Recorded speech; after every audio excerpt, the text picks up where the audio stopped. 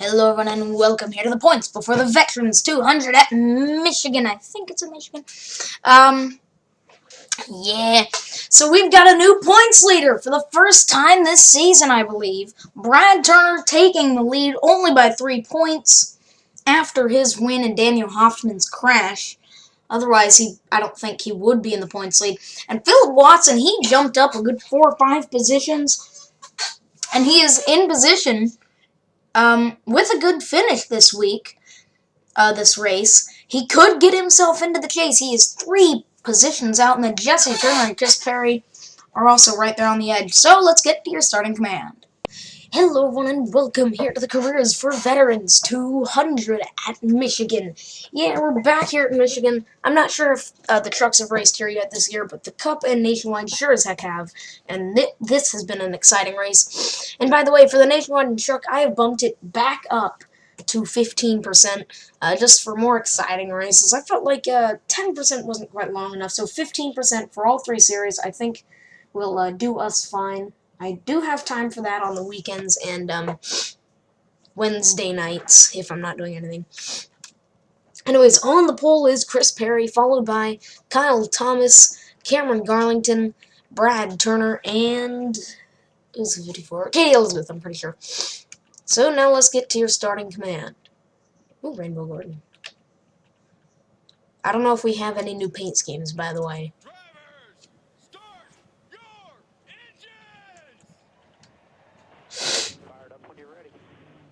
I don't believe we have any new paint schemes. Oh! The 6 is stalled. Not good news for the 6. Well, that's Maria Johnson. She has had a mechanical problem. In the meantime, I guess we are just going to get it rolling here at Michigan. Tough luck for the 6 of Maria Johnson. Not sure if she is in the chase, if she is like in the battle for to get into the chase or not. So I don't know about her chase setting right now. I'm gonna have to write that down on a piece of paper or something. But here we go. We're ready. As the chase is only 2 races away, and it'll be only 1 race away after this race here today.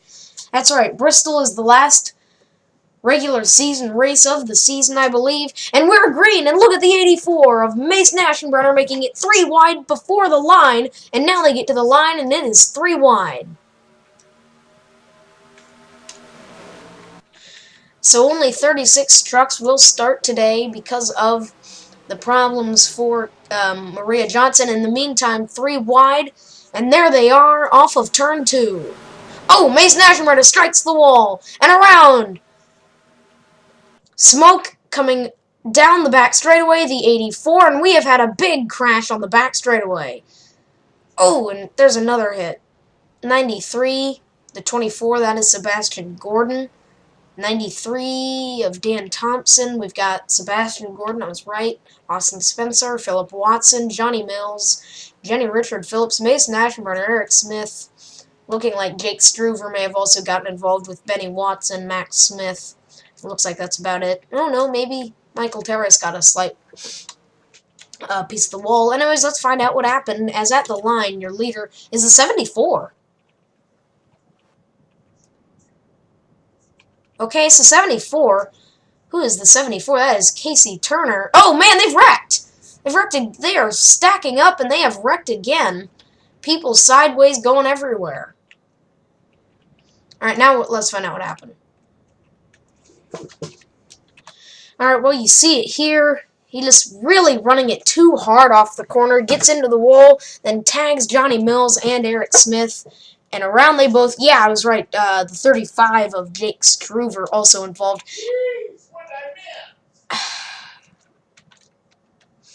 Alright, college football's going on. Oh, shoot. Alright, yeah, that got me out of my groove. Man, yeah, you see a lot of guys right here. The 88, oof. Oh, the 92 or 3, 92 of Austin Thompson barely got through there. See some other guys not so lucky. Oh, no, the 24 got turned pretty hard into the wall. The 88 made a nice save. That is Daniel Smith. And our points leader, the 28, I'm not sure if he got involved. I can't remember his name. Is he up front right now? Yeah, he is up front. That is Daniel Hoffman. He's our points leader. So, then the race back to the line, I guess I will show it since, you guys did miss that. Man, those guys were running it as hard as they could, and it is the 74 at the line, barely. Anyways, now let's go back to your restart. Alright, well, we are ready to get back rolling. Casey Turner leading us down. Sebastian Gordon, Dan Thompson, Austin Spencer. The 31, that is Benny Watson, I believe. The 13, not sure who that is. And the 88, oh, look at that! Katie Elizabeth going right at it. And then the 88 of Daniel Smith, the little damage he got in the wreck was enough to get him out of the race. And now a race for the lead. The 50, Cameron Garlington looking for the lead.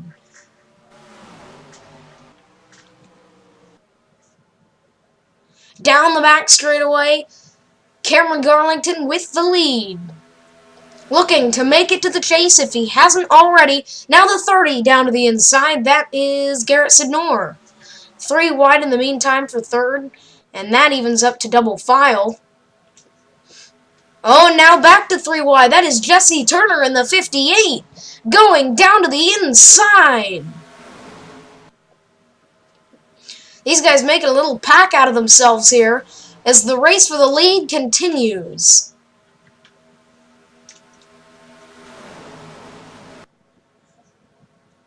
Ooh, someone scrubbed the wall. That was the 8 back there. I'm not sure who the 8 is. We'll have to maybe check up on that later. But here we go. Now Jesse Turner going for the lead. Near contact. 3, nearly 4 wide. Down the front straightaway once again. Now 4 wide at the line.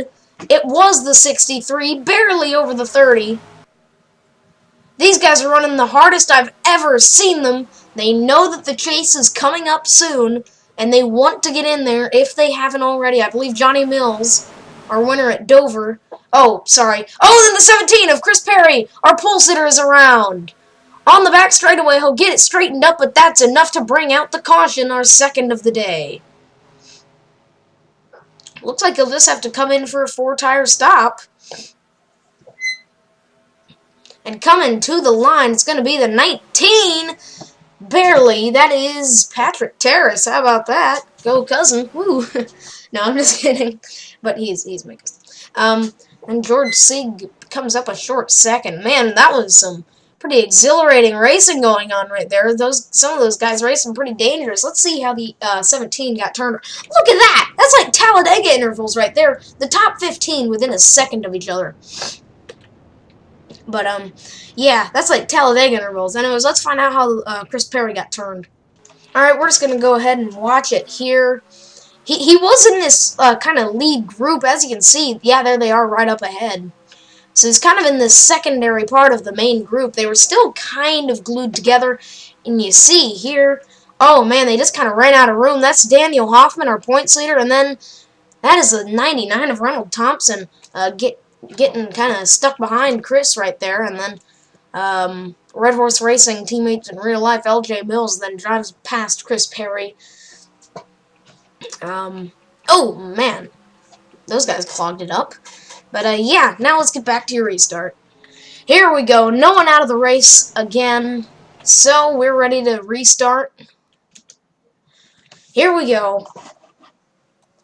With the restart, green, flagging the 82.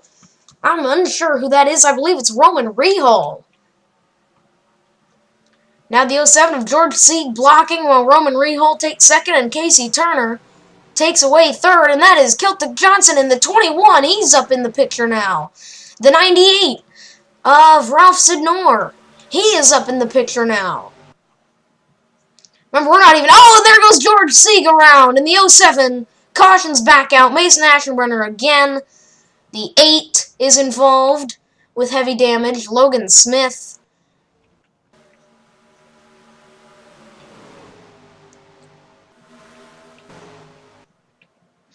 And at the line, it's going to be Patrick Terrace yet again. We complete one. We do not complete a green flag lap, and no Mason Ashenbrenner Okay, I was wondering if he was a little angry there, maybe with the 07. I was unsure with the 8 smoking, and it looks like the 84 might start smoking here pretty soon. Oh no, he's got some minimal damage. Anyways, let's find out what happened. Alright, you are going to see here the 51 and the 07 are really just kind of going to run out of room. Yeah, Eric Smith hits the wall.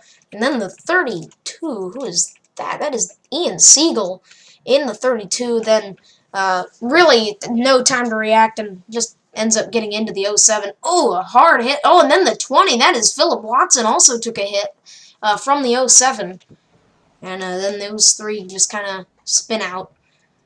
So the 8, I'm saying he's probably going to be done. The 20 is going to have some good damage that he's going to have to fix. And same with the 07, he's going to be in a bit of a bind for damage. Anyways, let's get back to your restart. Here we go. I was correct. The 8 is out of the race now, but we're about to see who's going to drop out next. 17 laps are complete as we restart. No one pulling out to make a very bold move this time. As there you see our shortened field now of 29 cars left. Trucks. These are trucks, Austin. They are trucks, they are trucks, they are trucks. Alright, I think that I've got that in my head now. So now, this time, down the back straightaway. The 21 of Celtic Johnson trying to find a way around the 19 of Patrick Terrace. Now here comes Casey Turner in the 74. And he's going to try and make a move. Can he get there? He will try. And it looks like, oh, 3 wide for the lead. Celtic Johnson leads that lap as we have 12 laps to go here in Michigan. 3 wide for the lead. I now have a I now have a accent. Sorry for anyone I offended by saying that. The first one was unintentional. Anyways, now Celtic Johnson kind of fading back into the pack. And we're going to have to be very careful. 4 wide for second. That can end one way. And it didn't. I'm surprised. Oh, no! Oh! These guys are going everywhere trying to hold on to their trucks. The 74 of Casey Turner still your leader. Man. And he leads this pack of trucks around the long track of Michigan. Oh, the 98 just tagged the wall pretty solidly there, coming off turn 2. That seems to be the place where the wall is getting its Darlington stripe or something. Philip Watson dropping back due to his damage. The 07 of George Seek, same with the 84, 39, and others that have been involved in earlier wrecks. We may see lap traffic if this race continues to go green the rest of the way. 10 laps to go. That time at the line. And Casey Turner looking to wrap up a win here, but I'm not sure if he can do it quite yet. Oh, that was Kyle Thomas. He sat next to Chris Perry with a second qualifying position. So he was a front row starter. And now Jesse Turner is back up in the mix. Look at that. Pushed by Katie Elizabeth. Looked like the 50 of Cameron Garlington, who was up in the mix earlier, clipped the wall there. Man, and he is getting just enough push of the draft to stay just this far ahead of these guys. But these guys are racing side by side. They're side drafting so much they can't quite get enough momentum to pull. Oh, no, that's the helicopter. I thought we had a caution. Oh, and Philip Watson. Oh, and around goes the 50 of Cameron Garlington. Single truck spin. Will we have a caution? Yes, we will. Caution is out here at Michigan for the 3rd time today. No, 4th. Yes, this is the 4th caution. Cameron Garlington looks like no real big damage there. On the front straightaway, it is the 54 of Katie Elizabeth who got the lead. How did that happen? I'm assuming someone named Philip Watson happened, but yeah, he's pretty far back in the pack there. Huh. So, not good news for Chris Cockrum, or sorry, that's who drives the 74 in real life. Not good news for Casey Turner, I believe. Yep, Casey Turner. as now we'll have to find out what happened to Cameron Garlington. Well, to cause this, we had a little conflict here. Hold on. I gotta recenter the helicopter. Give me a sec here. There we go. Alright, that's much better. Yeah, the 99 of Arnold Thompson and the 30 of Garrett Sidnor, I believe it is. Yeah, I thought so. These two actually get together, the 30 and 99, and just push up into the 50, spinning him around. And a good job by those guys avoiding the 50 of Cameron Garlington. Anyways, let's get back to your restart. Oops, okay. We just about missed the start there. Oh no, never mind, I just couldn't tell where we were on the thing. Anyways, Philip Watson is a lap down, and look at Casey Turner. He tried to get a good start. Well, he did get a good start. He just got rejected by Patrick Terrace. Anyways, we've got 4 laps to go. Katie Elizabeth and Celtic Johnson up front, followed by, who's the 08? Jared Thompson. We haven't even said his name. Same with the 75. That is Brad Turner. I'm assuming a slight relation to Casey Turner, possibly. Oh, Casey just nicked the wall. So our points leader stuck back in number 28 at the line. He was in 13th. I'm pretty sure he's a little bit further back than that now. Looks like he's 15th or 16th. Anyways, Celtic Johnson, I believe, at the line is going to lead this one. Yeah, he is. Oh, he didn't! Or was it a tie? Was it a tie? 1/1000th of a second. If that was the finish, that would be amazing. Not for Celtic. He probably wouldn't like that. Oh, excuse me. Sorry. Oh, and he just slammed the wall. That was a hard hit. And I'm pretty sure he just went around. That's going to end the race. Whoever gets back to the line first is going to win. And it looks like it's going to be the 75. Or will Jesse Turner get there in time? Nope, it's going to be Brad. No! Jesse Turner wins at Michigan. In a photo finish, twisted, odd race with Celtic Johnson spinning down the back straightaway. Or was it not Celtic Johnson? It was Katie Elizabeth, I think, who spun. But Jesse Turner takes the win by 3/1000ths of the second, probably easily the closest finish in NASCAR Toyota Racing League history. How about that? One season in, and we have a 3/1000th second finish. How about that? That is amazing. Jesse Turner, he deserves that. He drove the wheels off of that thing coming off of turn 4 to get this win. He has been in the chase in there all year, and finally, he is going to take home a win in the Truck Series. Now I'm sure he just wants to do that in the Cup and or Nationwide Series to get in the chase in them. So we have one more race before the chase, I believe, and that's Bristol next week in the UNOH 200, or maybe 225, or maybe even 250, I'm not sure. But here it is. We're coming along to get the checkered flag for Jesse Turner. And there it is. Oops. No. There it is. Right there. There's the checkered flag for Jesse Turner at Michigan. He wins the Career for Veterans 200. Yep. I had to look through my mind and make sure it was the 200 rather than the 250. So Jesse Turner wins. Brad Turner second. Third is Jordan Terrace. Man, the 2 Terrace brothers. I didn't even say Jordan's name. Jesus. Patrick Terrace, I believe, yeah, he led the most laps. In 4th, 5th, Roman Rehal. 6th, Jake Struver. 7th, Jared Thompson. 8th, Johnny Mills. 9th, Garrett Sidnor. And 10th, Celtic Johnson, who was up there a lot today, just never was able to get it done. And your points leader comes across 13th. What a topsy-turvy race. Let's find out what... anyways, next week we do go to Bristol for the UNOH 200 or 225 or maybe even 250. I can't remember. I believe it's... I'm pretty sure it's 200. Anyways, yep. So here is your top 28, and here is Ronasump. We had 29 trucks finish. 29 trucks finished, 28 of which were on the lead lap. I will see you next week when we go to Bristol. Now let's find out what ended the race. I was right. It was Katie Elizabeth who ended up spinning, getting the bad end of Celtic Johnson smacking the wall pretty solidly.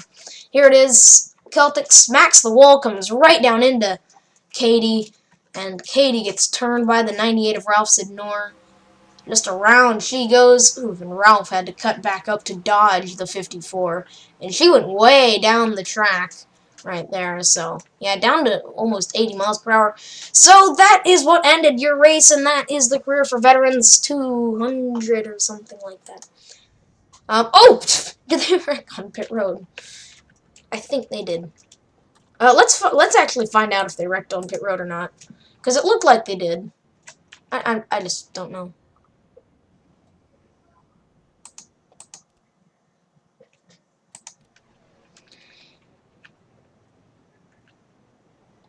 Yeah, I believe, yeah, at this point it's already complete, so.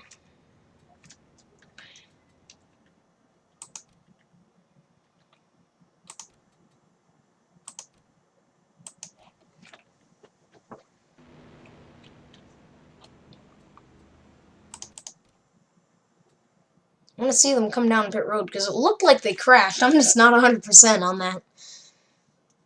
Coming down pit road.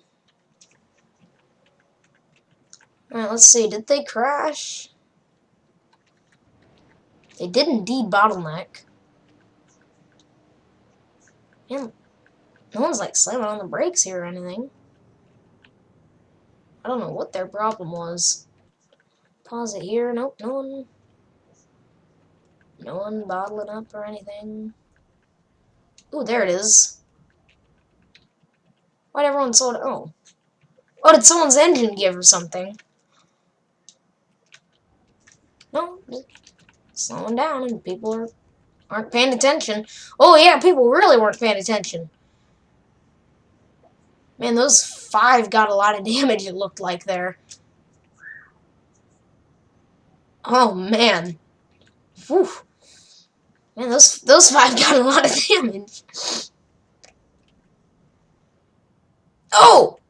Oh! Oh, it looks like Mason's engine gave. Oh, no. Maybe not. You can make it. Oh, whose pit box are you pulling into? Make sure. Believe in yourself. Oh, there he is. Okay. Okay, so with an odd ending to the race. Again, there's your top 28. Here is your bottom 7th. I'll see you next week when we go to Bristol. Bye-bye now. Hello, everyone. Welcome to the regular season wrap-up. Well, you know how I said in the middle of the race that there was one more race after this before the chase? Yeah, I was a little bit wrong. So, Jesse Turner locks himself into the chase. I don't have the points done yet, but that's going to be at the start of the next race anyways. Yeah, these guys, fantastic job. These guys able to win. Jesse Turner there at the last second with a 3/1000th victory over Brad Turner, who won last week and would have gotten his 3rd win of the season if he had won. So, yeah. Anyways, Patrick Terrace led the most laps, and, well, this kind of wraps it all up. Patrick Terrace started off the season by leading the most laps in the Daytona race, and then Sebastian Gordon went ahead and took it. Then they went to Martinsville. Casey Turner led the most laps, but Daniel Hoffman then took the crown later on in that race. Then we went to Kansas. Roman Rehal not only led the most laps, but he was there in the end to win the race and lock himself into the chase. Then, we went to Charlotte, and Maria Johnson, who stalled out there in the Michigan race,